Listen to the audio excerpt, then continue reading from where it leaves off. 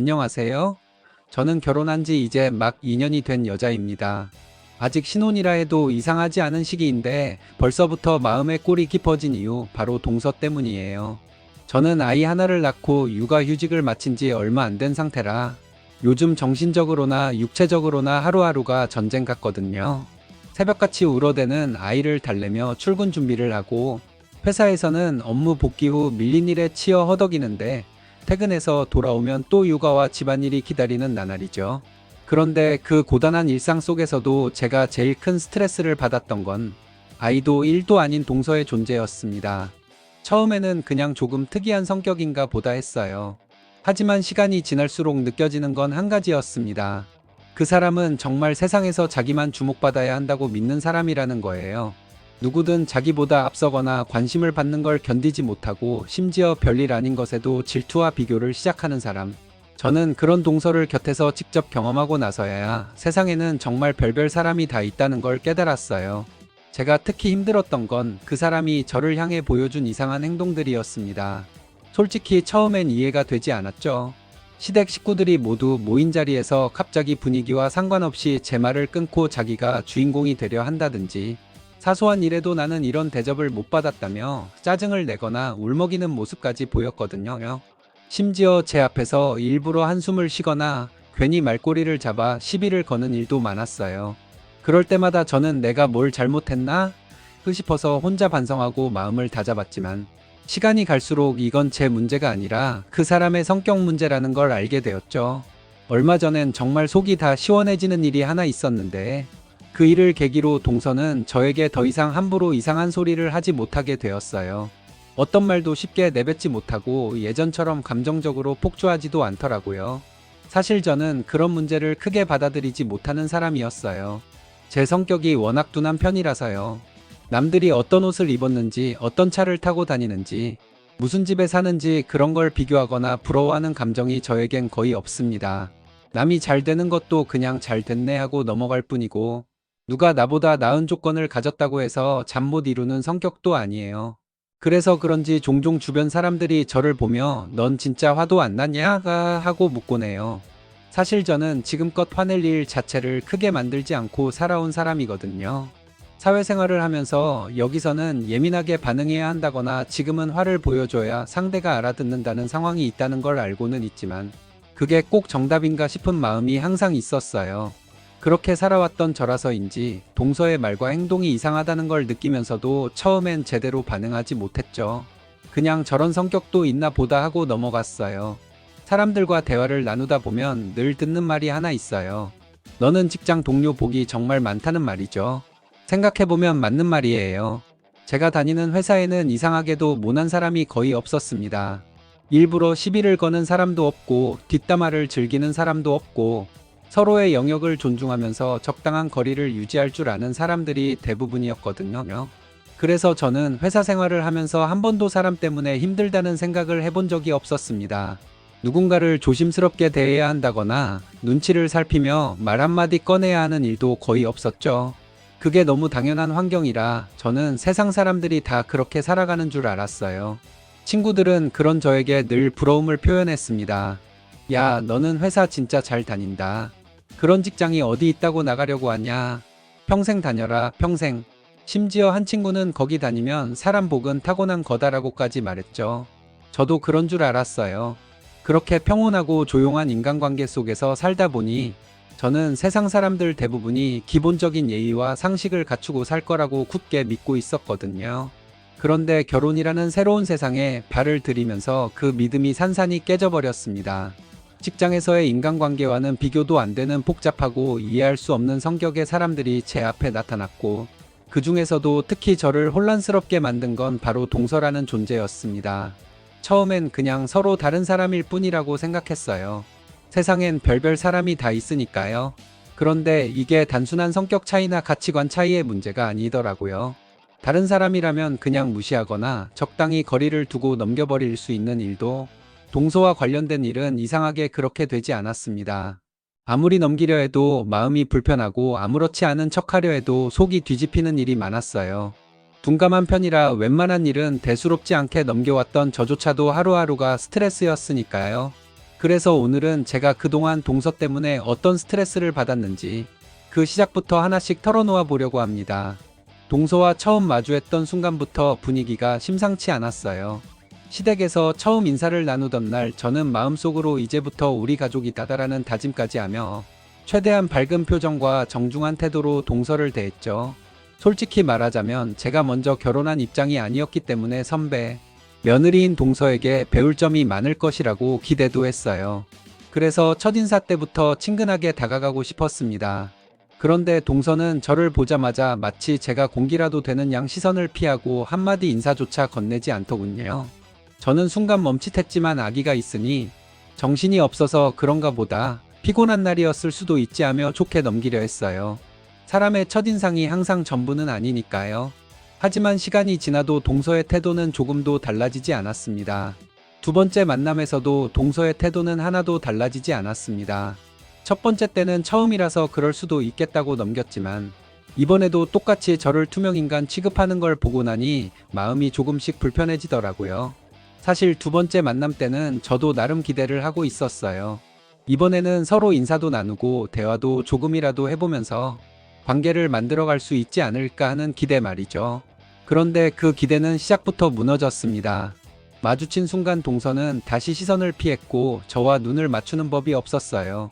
마치 제가 그 자리에 없는 것처럼 공기처럼 존재를 지워버리는 태도였죠. 저는 그때 아직 결혼 전이었고 영화관에서 남편 당시엔 남자친구과 데이트를 하다가 우연히 시동생 부부를 만난 상황이었어요. 갑작스러운 만남이라 조금 어색했지만 그래도 기본적인 예의는 지켜야 한다고 생각했어요. 그래서 남편에게 살짝 귓속말을 했죠. 정식으로 인사 좀 시켜줘. 남편도 알겠다는 듯 고개를 끄덕이고 동서에게 다가가서 무슨 말을 건넸는데 돌아와서 하는 말이 가관이었습니다. 저번에 만났는데 뭔 인사냐고 하는데? 그 말을 듣는 순간 마음이 싸늘해졌어요. 저번에 만났으니 다시 인사를 할 필요가 없다는 논리를 도대체 어떻게 이해해야 하는 걸까요? 저는 예의라는 건 만날 때마다 서로를 존중하는 표현이라고 생각했는데 동서에게는 그런 개념 자체가 없는 것 같았어요. 그래도 굳이 문제를 만들고 싶지 않아서 그냥 모른 척 넘겼습니다. 동서와 저는 나이가 같다고 들었습니다. 그래서 처음엔 정말 기대를 많이 했어요. 시댁이라는 낯선 환경에서 의지할 수 있는 친구가 하나 생기면 얼마나 든든할까 싶었거든요. 신혼집도 시동생 집과 가까워서 가끔 만나 수다도 떨고 시댁 이야기나 살림 이야기도 나누면서 자연스럽게 가까워질 수 있겠다 생각했죠. 시댁이라는 공간이 주는 묘한 긴장감을 둘이서 조금은 웃으며 풀어낼 수도 있겠다고 기대했어요. 그런데 동서의 태도는 그런 제 기대를 매번 산산조각 냈습니다. 같은 나이라는 점도 가까운 거리에서 산다는 점도 아무 의미가 없을 만큼 차갑고 배타적인 태도였어요. 마치 제가 없는 것처럼 행동하는 사람과 어떻게 관계를 쌓을 수 있겠어요. 저도 두 남편이라 처음엔 못 느꼈지만 시간이 지날수록 동서가 일부러 저를 무시한다는 생각이 강하게 들기 시작했습니다. 그리고 결정적으로 저를 어이없게 만든 사건이 있었어요. 바로 제 결혼식 날이었습니다. 저는 그날 정신이 하나도 없었어요. 신부 대기실에서 사진 찍고 하객 맞이하고 식 진행하느라 눈코 뜰 새 없이 바빴거든요. 그래서 누가 어떤 옷을 입고 왔는지 어떤 화장을 했는지 신경 쓸 겨를이 전혀 없었습니다. 그런데 결혼식이 끝난 후 나중에서야 동서 입에서 믿기 힘든 말을 듣게 됐어요. 나 이번에 너네 결혼식 갈 때 흰 드레스 입고 갔잖아. 몇 시간 동안 공들여서 화장도 하고 머리도 하고 갔어. 처음엔 그냥 그랬구나 하고 넘기려 했는데 그 다음 말이 정말 가관이었습니다. 나는 결혼식장에 가면 신부보다 내가 더 예뻐야 한다고 생각하거든. 순간 제 머릿속이 하얘졌습니다. 신부보다 더 예뻐야 한다는 말, 이게 무슨 소린가요? 신부의 날에 신부의 자리에서 신부보다 더 주목받아야 한다는 이상한 경쟁심을 대체 왜 품고 있는 걸까요? 솔직히 말하자면 동서는 말 그대로 평범한 외모의 약간 통통한 체형의 아줌마 스타일이에요. 다시 말하지만 저는 결혼식 당일에 동서가 어떻게 꾸미고 왔는지 기억조차 나지 않습니다. 제 눈에 띄지 않았다는 건 그만큼 인상적이지 않았다는 말일 수도 있죠. 그런데 본인은 스스로를 신부보다 더 예뻐야 한다고 믿고 있었다니 그 말이 너무 황당하고 우스워서 웃음이 나올 지경이었어요. 저희 결혼하고 몇 달쯤 지난 어느 날 동서네 오빠 결혼식이 열렸습니다. 남편과 동서의 오빠는 사돈 관계이기도 하지만 나이 차이도 크지 않고 평소에도 형 동생하며 잘 지내는 사이였어요. 가끔 시동생과 셋이서 만나 술 한잔도 하고 회사 일이나 집안 이야기도 나누는 그런 사이였죠. 그래서 저희 부부도 자연스럽게 결혼식에 참석하게 되었는데 거기서 또 한 번 동서의 특유의 세계관을 확인하게 될 줄은 몰랐습니다. 결혼식장에 나타난 동서의 모습은 말 그대로 화려함의 극치였어요. 머리부터 발끝까지 반짝이는 액세서리에 화려한 원피스, 눈과 입술을 진하게 강조한 화장까지 자기 결혼식이라도 되는 듯한 차림으로 등장했죠. 저는 속으로 와 저렇게까지 꾸미고 왔는데 외모가 받쳐주질 않네 하며 조용히 생각하고 말았어요. 그래도 속으로만 생각했지 굳이 입 밖으로 낼 일은 아니라고 생각했죠. 그런데 진짜 어이없는 일은 그 다음에 벌어졌습니다. 결혼식이 어느 정도 무르익고 시댁 식구들이 함께 모여 앉아 이런저런 이야기를 나누는 자리에서 동서는 갑자기 뜬금없이 본인의 신념을 털어놓기 시작했습니다. 저는요, 모든 모임에서 제가 가장 돋보여야 한다고 생각해요. 그리고 제 새언니보다 제가 더 아름다워야 해요. 그 말을 듣는 순간 제 귀를 의심했어요. 지금 저 말이 진심이야? 하는 생각이 들었죠. 그 자리에 있던 시댁 식구들도 다들 벙찐 표정이었습니다. 어떤 사람은 어이없다는 듯 헛웃음을 지었고 어떤 사람은 눈치를 보며 말없이 물만 마시더군요. 동서의 말대로 되었으면 좋겠지만 현실은 너무 달랐습니다. 그날 동서는 솔직히 말해서 요란하게 치장한 평범한 아줌마 그 이상도 이하도 아니었거든요.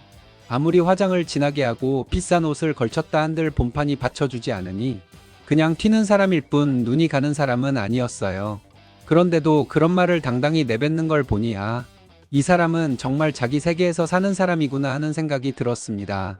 이후에도 동서는 계속해서 이해할 수 없는 이상한 행동을 보여주었습니다. 특히 저를 정말 혼란스럽게 만든 건 사람들 앞에서의 모습과 저와 단둘이 있을 때의 모습이 완전히 다르다는 점이었어요. 시댁 식구들이나 친척들이 있는 자리에서의 동서는 언제나 활발하고 털털한 아줌마였습니다. 누구에게나 웃으며 말을 걸고 농담도 하고 때로는 분위기를 띄우는 역할까지 했죠. 겉으로 보기엔 사교적인 성격을 가진 인간관계 좋은 사람이었어요. 그런데 그런 동서가 저와 단둘이 있을 때는 완전히 다른 사람으로 돌변했습니다. 눈빛부터 달라지고 말투도 전혀 달라졌어요. 입에서 욕이 떨어지지 않는다고 해야 할까요? 평소에는 한 번도 쓰지 않을 것 같은 거친 말을 툭툭 던지더라고요. 처음에는 너무 놀라서 말도 못했습니다. 그때까지만 해도 저는 그 이유를 잘 몰랐어요. 단순히 이 사람은 기분에 따라 말투가 달라지는 타입이구나 정도로만 생각했습니다. 그게 아니란 걸 깨달은 건 훨씬 나중이었죠. 지금 돌아보면 그때 동서의 행동은 단순한 기분 탓이 아니었습니다. 저를 위협하고 저를 아래로 깔아보려는 의도였던 거예요. 기선제압이라는 단어가 딱 맞습니다. 저를 위축시키고 자기 앞에서 작아지게 만들려는 아주 계산된 태도였다는 걸 뒤늦게 깨달았죠. 하지만 그 당시에 저는 그런 의도를 전혀 눈치채지 못했습니다. 그냥 이 사람은 감정 기복이 심한가 보다 하고 넘겼고 그게 더 큰 문제를 만들 줄은 상상도 못했어요. 동서는 시간이 지날수록 정상적인 사람이라면 입 밖으로 꺼내지 못할 황당한 소리를 아무렇지 않게 하곤 했습니다. 그 중에서도 가장 충격적이었던 건 저희 남편과 관련된 이야기였어요. 동서는 기회만 생기면 저에게 너희 남편은 나를 더 좋아하는 것 같아라는 말을 아무렇지도 않게 내뱉었습니다. 처음 들었을 땐 너무 황당해서 웃음이 나올 정도였죠. 하지만 한두 번도 아니고 반복해서 그런 말을 들으니 기분이 더러워지더라고요. 뭐라고? 내가 잘못 들었나? 싶을 정도로 황당했지만 동서는 아주 태연한 얼굴로 그 말을 이어갔습니다. 어느 날은 아주버님 이야기를 꺼내며 혹시 아주버님이 내 욕한 적 있어? 라고 묻더군요. 사실 아주버님은 동서의 이상한 행동과 말투를 못마땅해하며 저에게 여러 번 불평을 늘어놓은 적이 있었지만 그걸 어떻게 사실대로 말하겠어요? 굳이 불필요한 불화를 만들 필요는 없다고 생각했기에 저는 아니 그런 적 없어 라고 말했습니다. 그러자 동서는 피식 웃으며 당연히 그렇겠지. 아주버님이 나를 좀 많이 좋아하거든이라고 말했습니다. 그 순간 소름이 돋았어요. 처음엔 그냥 장난이라고 생각했지만 동서 얼굴에는 장난기라고는 1도 없었습니다.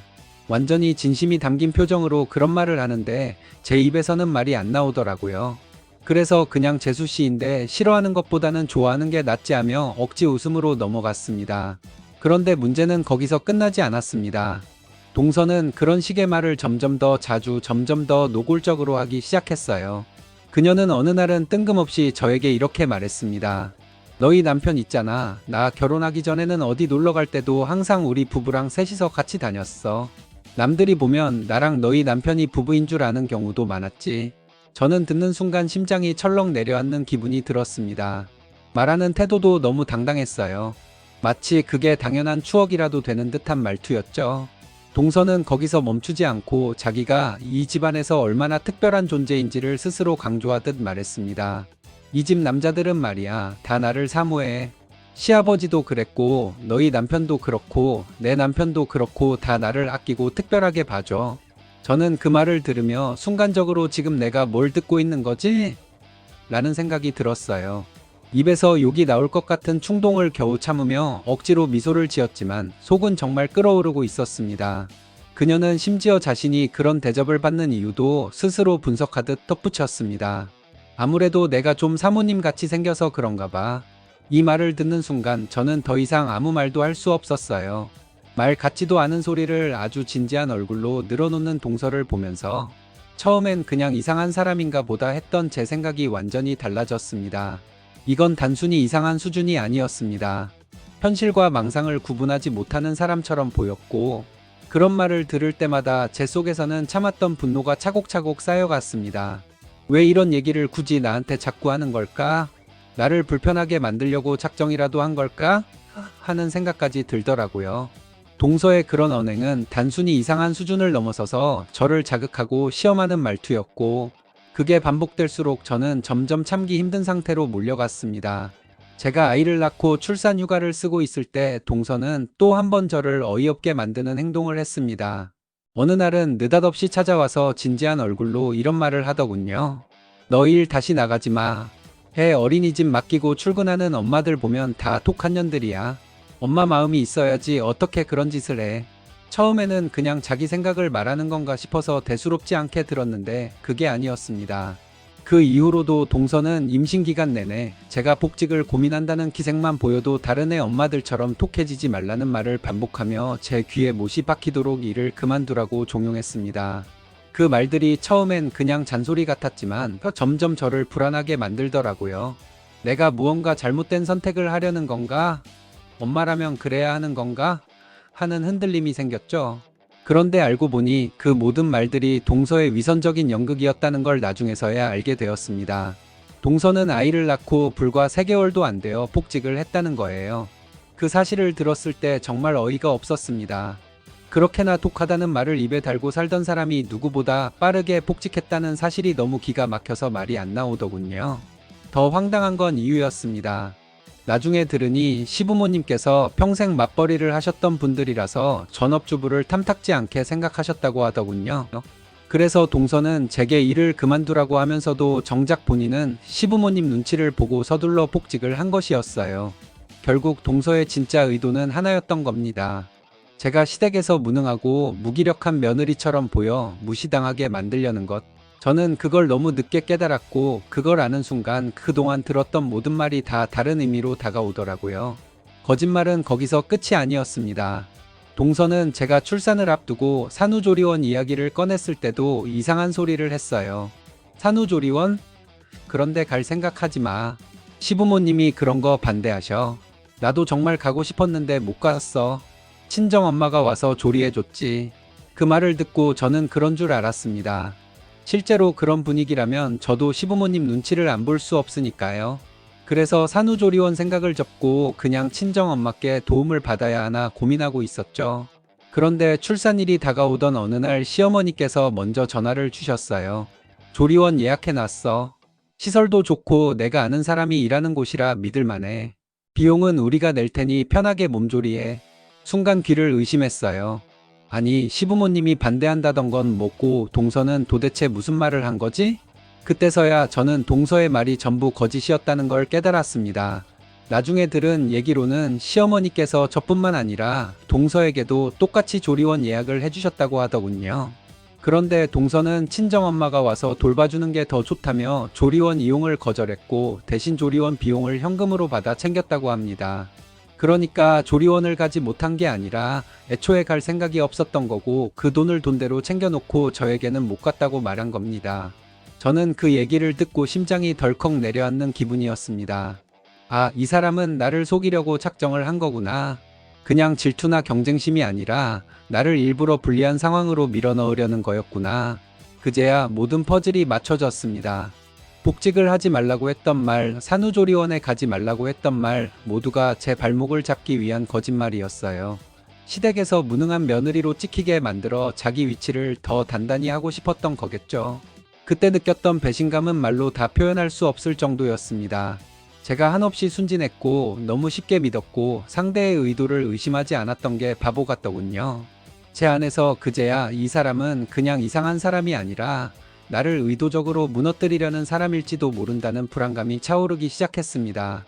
아이를 낳고 정신없이 하루하루가 지나가던 어느 날 동서가 뜬금없이 저에게 비밀 하나 알려줄까? 하면서 아주 중요한 얘기인 것처럼 입을 열더군요. 저는 순간 무슨 일인가 싶어 긴장했죠.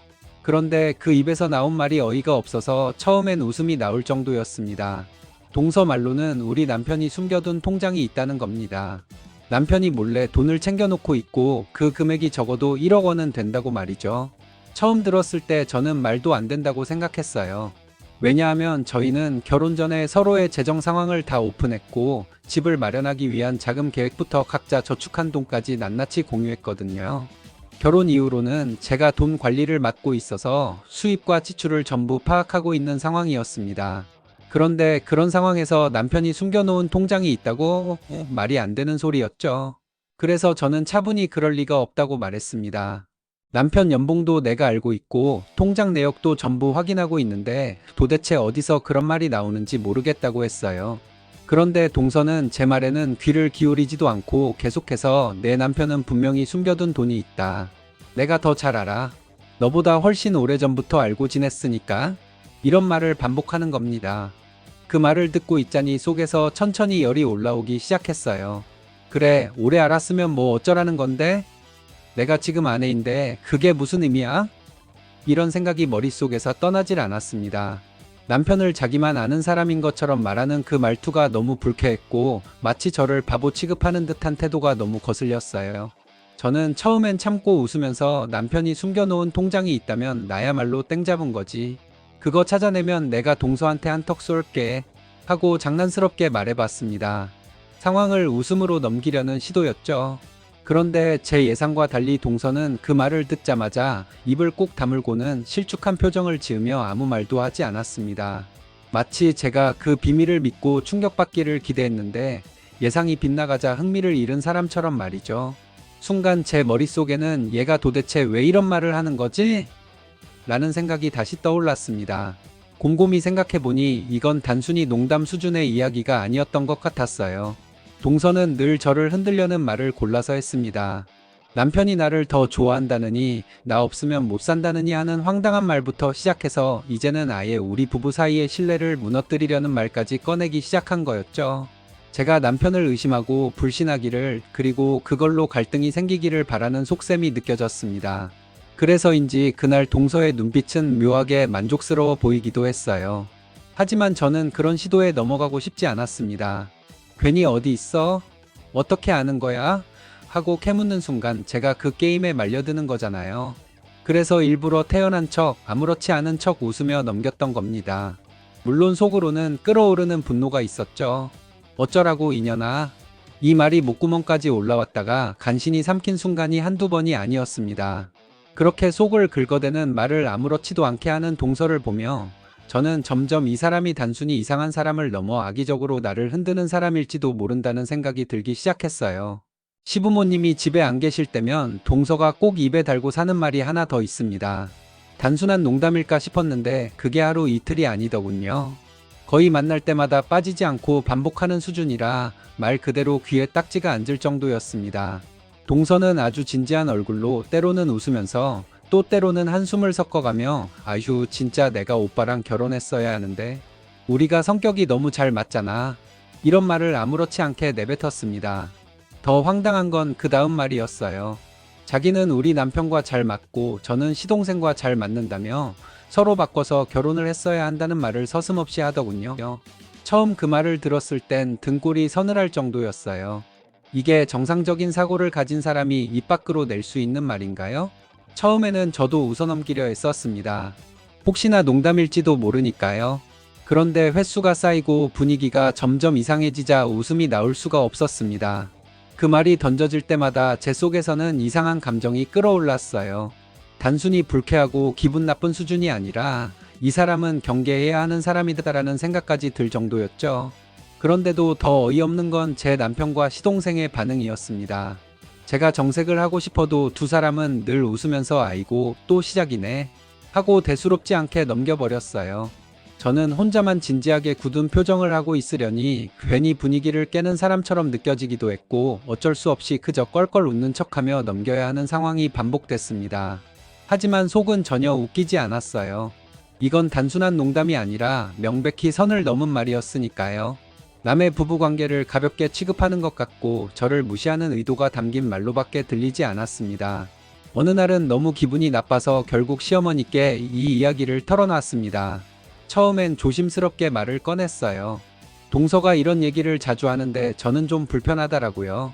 그러자 시어머니는 잠시 생각하시더니 아이고 걔가 장난이 좀 과한 애야. 내가 윗사람이니 그런 말 못하게 단속 좀 해. 이렇게 말씀하시더군요. 그 말을 듣고 순간 허탈한 웃음이 나왔습니다. 내가 윗사람이라서? 내가 단속을 해야 해서? 아니 장난이라기엔 도가 너무 지나쳤고 제가 굳이 나서지 않아도 시어머니가 한마디 하셔야 할 문제 아닌가요? 그런데도 시어머니는 동서의 행동을 가볍게 치부했고 결국 그 이후에도 동서의 입버릇은 바뀌지 않았습니다. 오히려 제가 대놓고 불편한 기색을 보이지 않으니 더 대담하게 더 자주 그런 말을 내뱉는 것 같았어요. 그때부터 저는 확신했습니다. 이건 단순한 장난이 아니라 저를 일부러 흔들기 위한 행동이라는 걸요. 저와 남편 사이를 은근히 건드리고 시동생과 저 사이에도 이상한 분위기를 만들려는 의도가 숨어 있다는 걸요. 그리고 한 가지 더 깨달았죠. 이 집에서는 내가 아무리 불편해도 네가 참아라는 말이 돌아온다는 것을요. 얼마 전에도 동서는 또 똑같은 얘기를 꺼냈습니다. 마치 하루라도 그 말을 안 하면 입안에 가시라도 돋는 사람처럼요. 아휴, 내가 진짜 형부랑 결혼했어야 했는데 하면서 시작되는 그 익숙한 레퍼토리에 저는 이제 거의 반사적으로 눈을 굴리게 되었죠. 그런데 이상하게 그날따라 그 말이 유난히 신경을 긁었습니다. 아무리 둔한 저라도 같은 말이 반복되면 결국 한계가 오잖아요. 저는 결국 참다 못해 남편에게 이 얘기를 다 털어놨습니다. 처음에는 그냥 무시해하던 남편도 제가 자꾸 이야기하니까 점점 표정이 굳어지더군요. 짜증이 났던 걸 거예요. 그날도 동서는 똑같은 말을 반복했습니다. 아유, 아주버님 성격이 이렇고 나는 이러니까 우리가 딱 맞아. 진짜 내가 아주버님이랑 결혼했어야 해. 이러고 앉아있더라고요. 저는 더 이상 참지 못하고 조용히 그러나 단호하게 말했습니다. 동서 영아빠가 동서 앞에서는 그냥 웃어넘기지만 사실 그 얘기 싫어해요. 제 말에 동서는 눈을 동그랗게 뜨더니 곧바로 귀를 찢는 듯한 목소리로 소리를 질렀습니다. 아니거든요. 아주버님이 그럴 리가 없어요. 형님이 꾸며낸 말이잖아요. 진짜 눈도 찢어질 것처럼 치켜뜨고 말이죠. 그 표정이 얼마나 흉하던지 순간 저도 말문이 턱 막히더라고요. 그때 남편이 나섰습니다. 차분하면서도 확실하게 말했죠. 아니야, 내 말이 맞아. 나는 재수씨 같은 성격이랑은 안 맞아. 이 한마디에 동서의 얼굴빛이 확 변했습니다. 순간적으로 당황한 표정이 스쳤지만 곧바로 정신 승리를 시작했죠. 아니에요. 아주버님이 몰라서 그렇지 우리 둘이 정말 잘 맞아요. 원래 성격이란 게 겪어봐야 아는 거예요. 이런 식으로 계속 우기는 겁니다. 그러자 남편이 다시 한마디를 덧붙였습니다. 나는 성격도 중요하지만 사실 외모도 꽤 중요하게 보는 편이야. 근데 재수씨는 성격도 그렇지만 외모도 내 스타일이 아니야. 이 말에 동서는 얼굴이 벌개지더니 또다시 이상한 소리를 하기 시작했습니다. 내가 평소에 안 꾸미고 다녀서 그렇지 나 꾸미면 완벽한 외모예요. 아주버님이 아직 못 본 거예요. 참 기가 찰 노릇이었죠. 그래서 제가 그 말을 받아치지 않을 수 없었습니다. 근데 동서네 오빠 결혼식에 엄청 꾸미고 왔다고 동서 입으로 말했잖아요. 근데 그날 사람들이 뭐라 했는지 알아요? 요란하게 꾸민 아줌마 누구냐고 다들 그러던데요. 순간 동서의 얼굴이 일그러지는 게 눈에 보일 정도였습니다. 동서는 벌떡 일어나 소리를 질렀습니다. 거짓말이에요. 형님이 꾸며낸 말이잖아요. 아주 기세등등했죠. 저는 침착하게 웃으며 말했습니다. 맞아요. 제가 꾸며낸 얘기고 제 생각이에요. 그렇게 말하고 나니 분위기가 묘하게 바뀌었어요. 남편과 시동생이 저를 보더니 갑자기 박수를 치며 웃기 시작한 겁니다. 남편은 사실 나도 그날 똑같은 생각했어 하며 배를 잡고 웃었고 시동생도 뒤집어져서 웃었죠. 그렇게 모두가 웃는 사이 동서만 혼자서 굳은 표정으로 서 있었습니다. 말은 아무것도 하지 못하고 눈만 껌뻑거리더라고요. 그 순간 저는 이상하게 통쾌함이 밀려왔습니다. 그동안 동서의 허무맹랑한 말에 제가 일방적으로 당하고만 있었는데 이번만큼은 제대로 받아치고 그 사람의 허상을 산산조각 낸 느낌이었거든요. 무엇보다 남편이 제 편에서 확실하게 말을 해줬다는 것도 큰 위안이 됐습니다. 그날 이후 동서는 여전히 이상한 말을 하긴 하지만 예전처럼 기세등등하게 굴지는 못하고 있습니다. 본인이 웃음거리가 될 수 있다는 걸 깨달았기 때문이겠죠. 동서는 아까까지 펄펄 날뛰던 기세는 온데간데 없고 마치 갑자기 얼음물이라도 끼얹은 사람처럼 멍하니 서 있었습니다. 어버버 하면서 입을 몇 번 뻐끔거리다가 말 한마디 제대로 내뱉지도 못했죠. 그 순간 저는 지금이 아니면 안 될 것 같다는 생각이 들었습니다. 그래서 단호하게 하지만 차분한 목소리로 말했어요. 동서, 사람들 있을 때랑 나랑 단둘이 있을 때 너무 달라지잖아요. 남들 앞에서는 천사처럼 굴다가 나랑 단둘이 있으면 눈빛부터 달라지고 나 잡아먹을 듯이 노려보고 입에 욕을 달고 살잖아요. 그거 영아빠가 모를 것 같아요? 우리가 부부인데 내가 다 얘기했어요. 그리고 동서가 지금까지 해온 거짓말들 그것도 다 얘기했어요. 앞뒤 다른 사람, 거짓말하는 사람 정말 싫어해요. 제 말이 끝나자 남편이 바로 받아쳤습니다. 나만 싫어해? 그런 사람 누가 좋아하겠어? 남편의 말투는 차분했지만 그 안에는 분명한 불쾌함이 담겨 있었죠. 그 말을 듣고 동서는 갑자기 소리를 질렀습니다. 아니라고요. 나 그런 사람 아니라고요. 거의 비명에 가까운 소리였습니다. 그런데 저는 오히려 냉정하게 웃으면서 말했어요. 근데 왜 그렇게 소리를 질러요? 동서, 영아빠는 억센 여자 싫어하는데 제 말투는 조용했지만 한 방 먹인 느낌이 들더군요. 그때 뜻밖에도 시동생이 옆에서 거들었습니다. 형수님 있어요. 저도요. 저도 그런 사람 정말 싫어요. 순간 분위기가 싸해졌습니다. 동서의 표정이 완전히 무너졌거든요. 그 말이 던져지자마자 동서는 뭔가 말을 하려는 듯 입을 열었다가 갑자기 목이 메인 듯 캑캑 기침을 하기 시작했습니다. 말이 나오지 않는 것인지 아니면 충격을 받아서 그런 것인지 알 수 없었지만 어쨌든 말 대신 기침만 반복하고 있었습니다. 저는 그 모습을 보면서 이상하게도 마음 한구석이 시원했습니다. 지금껏 제가 아무리 속이 뒤집혀도 참고 넘어갔고 아무리 이상한 말을 들어도 그냥 둔한 척 넘겼는데 이렇게 사실을 하나씩 말로 내뱉으니 오히려 제 안에서 묵직하게 눌려있던 게 사라지는 느낌이었어요. 그리고 무엇보다 남편이 제 편에 서서 동서에게 앞뒤 다른 사람 싫다고 단언한 그 순간이 저에겐 정말 컸습니다. 예전처럼 혼자 방어하는 게 아니었으니까요. 동서는 결국 아무 말도 못하고 고개를 푹 숙인 채 앉아 있었습니다. 저는 마지막으로 한마디를 더 보탰죠. 앞으로는 그냥 솔직하고 똑바로만 행동하면 돼요. 괜히 이상한 말로 사람 헷갈리게 하지 말고. 그 말에 동서는 고개를 들지도 못한 채 작게 알겠어요 하고 중얼거렸습니다. 어쩌면 진심이었을 수도 있고 아니면 그 상황이 너무 민망해서 아무 말이나 한 것일 수도 있겠죠. 어쨌든 그날 이후 동서의 태도는 확실히 달라졌습니다. 예전처럼 대놓고 욕을 하거나 말도 안 되는 허세를 부리는 일은 사라졌어요. 아직 완전히 다른 사람처럼 변한 건 아니지만 최소한 제 앞에서만큼은 조심하는 눈치였습니다. 동서 입장에서는 본인의 민낯이 다 까발려진 그날을 잊지 못할 테니까요. 저는 동서가 어버버하며 기침을 반복하는 그 타이밍을 놓치지 않았습니다. 지금 아니면 평생 이 사람한테 휘둘리며 살아야겠다는 생각이 스치더군요. 그래서 아주 차분하고 느릿한 말투로 던졌습니다. 동서가 나랑 단둘이 있을 때 했던 말들 있잖아요. 그게 너무 황당해서 사람들이 안 믿을까봐 내가 녹음해뒀거든요. 영아빠도 처음엔 나더러 말도 안 되는 소리 하지 말라고 하더니 그 녹음 들려줬더니 그제야 믿더라고요. 제 말이 끝나자 동서 입이 그대로 쩍 벌어졌습니다. 눈은 동그랗게 뜨고 얼굴은 하얗게 질려 있었죠. 입술이 파르르 떨리더니 뭐라고 말할까 말까 하다가 그냥 입을 다물어 버렸습니다. 물론 실제로 제가 동서와 단둘이 있을 때 녹음을 한 적은 없습니다. 하지만 전화통화는 자동으로 녹음이 되기 때문에 동서가 전화로 말도 안 되는 헛소리를 늘어놓은 기록은 충분히 남아 있었죠. 사실 그걸 들려줄 일은 아마 없을 겁니다. 하지만 동서 입장에서는 제가 무언가를 쥐고 있다는 사실만으로도 충분히 겁을 먹었을 거예요. 그때 동서의 표정에는 설마 진짜 녹음했어? 하는 공포와 이제 어떻게 해야 하지? 하는 불안이 뒤섞여 있었습니다. 그날 이후 분위기는 완전히 달라졌습니다. 동서는 기가 죽은 사람처럼 조용히 앉아 있었고 그 흔하던 말대꾸 한마디도 하지 못했습니다. 한때는 저를 무시하고 없는 사람 취급하고 제 남편까지 끌어다 비교하며 비아냥대던 그 입이 이제는 꼭 다물려 있더군요. 저는 남편과 시동생과 함께 편안하게 이런저런 이야기를 나누며 웃을 수 있었습니다. 예전이라면 동서의 눈치를 보느라 한마디도 못 꺼냈을 텐데 그날만큼은 정말 편안했죠. 제 속이 다 시원해졌습니다. 가끔은 문득 이런 생각이 들기도 합니다. 솔직히 말해서 동서는 정상적인 사고를 가진 사람 같지가 않아요. 동서가 하는 말을 듣다 보면 현실에서 나올 수 없는 황당한 말들이 너무 많고 그럴 때마다 저는 말이 막혀버리곤 했습니다.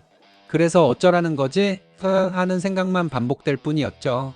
그동안은 그냥 이상한 사람이네 하고 넘겼지만 이제는 다릅니다. 제가 단단히 선을 그어 놓았다는 걸 동서도 안 이상 함부로 나대지 못합니다. 그날 이후로 동서는 눈빛부터 달라졌습니다. 말도 조심조심 골라서 하고 웃을 때도 저의 눈치를 살피며 웃습니다. 예전처럼 허튼 소리를 하다가 그게 또 녹음될까봐 두려운 눈치더라고요. 그런 모습을 보니 이상하게 웃음이 나왔습니다. 예전 같으면 어휴 저 사람 왜 저래 하고 속으로만 삼켰을 말을 이제는 제 앞에서 감히 꺼내지 못하니까요. 지금은 솔직히 동서가 뭘 해도 별로 신경 쓰이지 않습니다. 저를 무시하던 사람의 눈빛이 제 눈치를 보는 눈빛으로 바뀌는 것, 그게 이렇게 통쾌한 일인지 몰랐네요.